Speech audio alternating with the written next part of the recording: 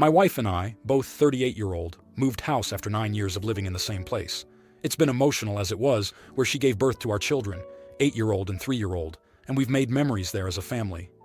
But honestly, I am glad we are moving. We're only moving 45 minutes away, but it's much better for us. I own a small company with 6 employees, and we're short-staffed as it is. My wife and I had a moving date set, and there was nothing I could do to change it, meaning I had to take a day off work to help my wife with the move. I booked this day off in advance, as soon as I knew, and put in plans for my staff to keep business going as usual. Unfortunately, yesterday, the day of our move, one of my staff called in sick and said they will be taking 2 days off until they feel better. I couldn't really do much as I was currently loading up the contents of my home into 2 moving vans. It was not ideal, but I informed my other staff who understood. My wife and I were meant to get the keys between lunchtime and 2 p.m. There was a significant delay, meaning we didn't receive them until 6 p.m. For 4 hours straight, my wife and I were stressed as we thought there was an issue with our new house and we wouldn't be able to move, despite the fact we had just sold our home to another party. My wife was getting more stressed as time went on. We still had to feed and settle our kids, and we didn't even have beds or mattresses for them to sleep on yet. At one point, she was almost in tears. I was stressed too, but tried to reassure her everything would work out. We finally got the keys, but we were exhausted. After a long day, we got the essentials out of the moving vans, such as beds for our kids, some clothes, and I ran to the shop to get something for dinner. I tried to settle them as quickly as possible, but as you can imagine, our 3-year-old was tired and cranky. We left everything else in the moving vans for the evening and agreed to just do it all the next day. This morning, I got dressed for work. My wife stopped me immediately. She told me I am selfish for going to work today, as the vans have to be returned by a certain time, and there's no way she could move everything in just a few hours. I told her I had to go to work today as a manager who is already short on staff. One of my other workers had a midwife appointment that she had scheduled in weeks ago and couldn't miss, meaning we would be even lower on numbers, and after checking in yesterday, they struggled quite a bit with the workload, meaning I needed to be back as soon as possible. My wife said I am an idiot, expecting her to move all of our belongings and look after our 2 children, and that I would have to take the morning off at least. Unfortunately, my worker's midwife appointment was scheduled for the morning. I went to work anyway. I told my wife I will be home around lunchtime to help, but she texted me saying she will have finished it all by this point, so don't bother. Am I the idiot? Now, here are the comments. Comment 1. You're the idiot. Oof. I get you were in a shitty situation, but the second you realized how tight everything was going to be and how needed you were at work, you should have started looking to get movers or friends or TaskRabbits, anyone, to help move things off the truck and into the home at least. Moving everything herself with 2 small children, good heavens. Edited to add this because it keeps coming up in the comments. Wife DID managed to get help over and got it all done herself while caring for the children. She didn't know he'd planned to go to work in the morning, NGT. We left everything else in the moving vans for the evening, and agreed,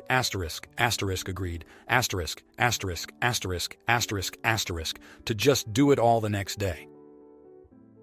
We, at least I, are judging for OP going into the work in the morning after agreeing to do the unpacking the next day the night before, leaving it all in the wife's hands and not considering getting her help in any way before leaving. Comment 2. You're the idiot. You had 2 vans of stuff to move and planned to do it all yourselves in 2 days? Closings always have hiccups and can have delays. You needed to plan better.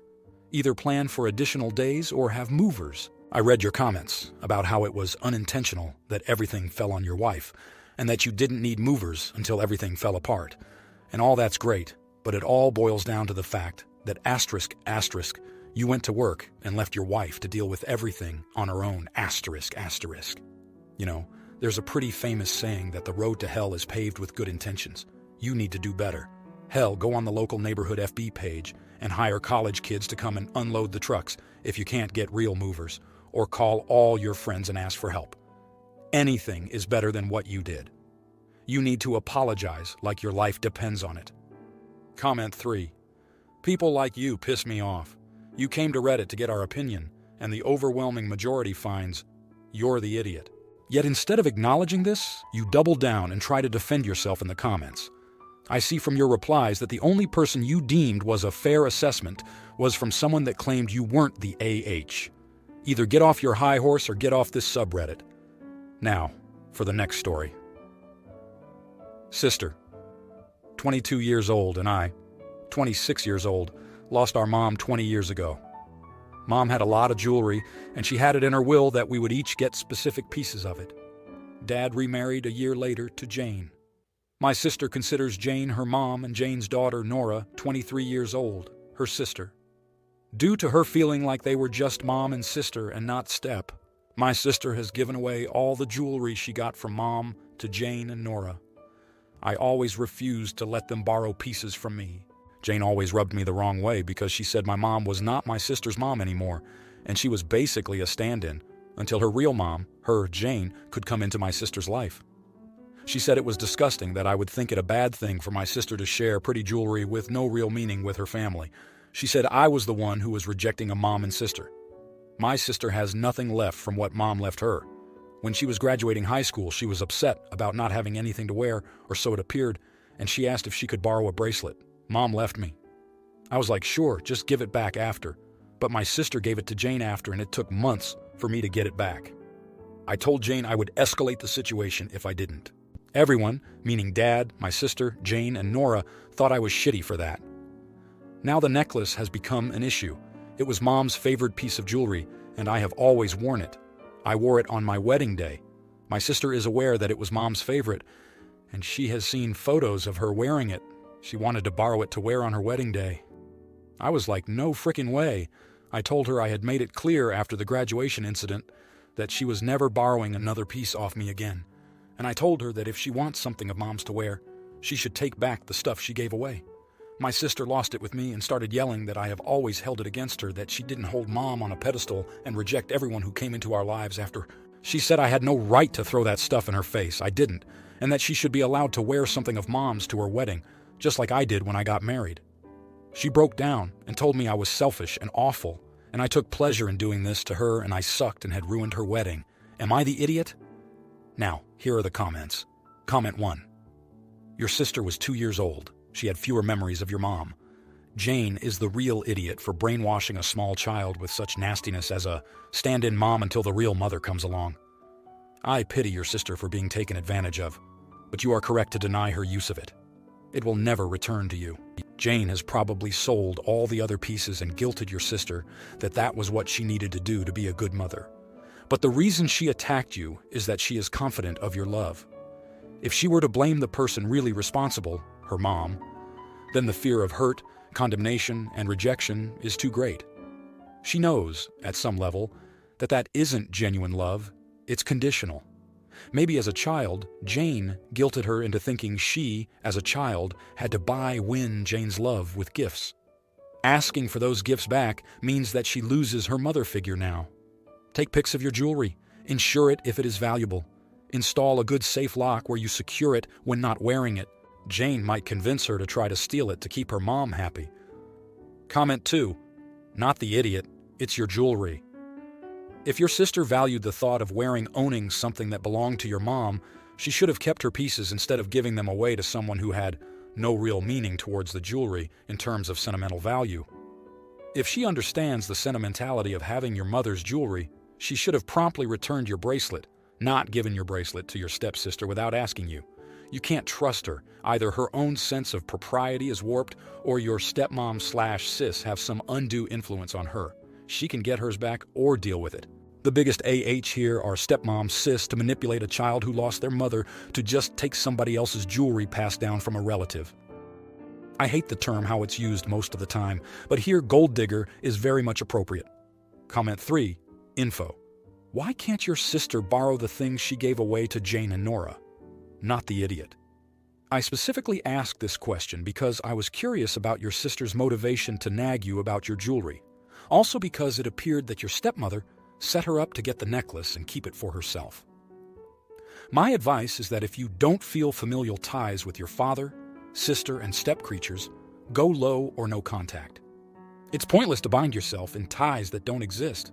Free yourself from the resentment and pain. Edit. Second paragraph. Now, for the next story. My wife Lena crochets a lot and often gifts her creations to friends and family. When her second oldest brother got married, she made the bride a shawl to wear over her dress in the evening. The bride loved it, and ever since then, Lena has made shawls for everyone in her family who gets married. Now Lena's oldest brother, George, is getting married again. Lena doesn't have a relationship with George, as he was abusive to her as a child. But if she has to see him, she is polite but distant. She doesn't want to cut off the rest of her family because of George.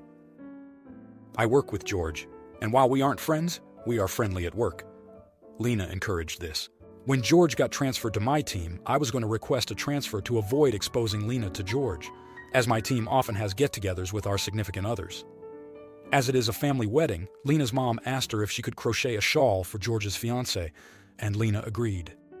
It was arranged that once it was finished, I would take it to work to give to George so Lena wouldn't have to see him. Earlier this week, the shawl was completed, and I emailed George at work to let him know that I would bring it in today since the wedding is tomorrow. When I got into work this morning, I gave George the shawl and let him know that Lena and I were looking forward to the wedding. Come lunchtime, Lena called me to let me know that George's fiancée had called her and told her that she was no longer invited to the wedding, citing that the venue was too small for the number of guests, so they had to make cutbacks. However, I was still invited to the wedding. I was mad because it seemed that they only invited Lena to get a shawl, which I found rude. If they had asked Lena outright to make one, she probably would have done it because she loves to crochet. On my way out of work, I noticed George wasn't at his desk, but the shawl was. Still upset about how they had used Lena, I just shoved it in my work bag. I left a note on his desk, telling George that since Lena was no longer invited, the shawl and I would no longer be attending either. On my way home, I told Lena what I had done, and asked her if she wanted to go out instead so as not to waste our sitter. Lena was upset that I had taken the shawl as it was causing an uproar in her family group chat, where people were calling her petty because I took it back. Lena wants me to give it back. I don't think I should. They don't deserve Lena's kindness. However, at the same time, I don't want Lena to be upset with me over George and a shawl. Am I the idiot for taking back the shawl? Edit. I have messaged the group chat, letting them know that I took it, and if they should be pissed at anyone, then it should be me. But I would also do it again because no one gets to be rude to Lena. Now, for the next story. Pretty much the title. I, a 45-year-old female, and my pregnant daughter, a 23-year-old female, were discussing the upcoming baby. She asked me how hard breastfeeding was, and I told her I never did. She asked why, and I told her the only two people I knew who breastfed complained about it constantly, and it didn't seem worth the hassle, especially since her dad left me and I had to go back to work 7 weeks after she was born, and I only got an extra week because week 6 was Christmas week. She was upset and accused me of hiding this from her. I said it never came up. So she's all mad and has a call into her doctor to see if she is at a disadvantage because of this, and I should have disclosed the facts before she got pregnant, so she knew she was malnourished. She was never malnourished. She hit all her landmarks in infancy, was very healthy. I think she is being ridiculous, and she thinks I'm a total idiot. Am I the idiot? Now, here are the comments. Comment 1. Not the idiot.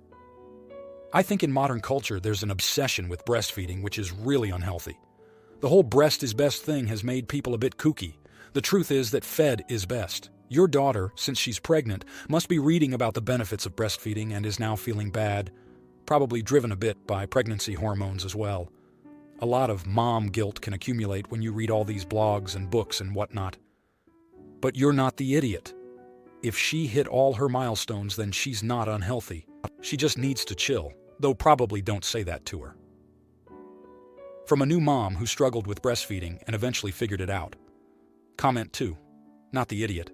My guess, your daughter has been talking about how superior breastfeeding is and how much she thrived under it to her circle of friends.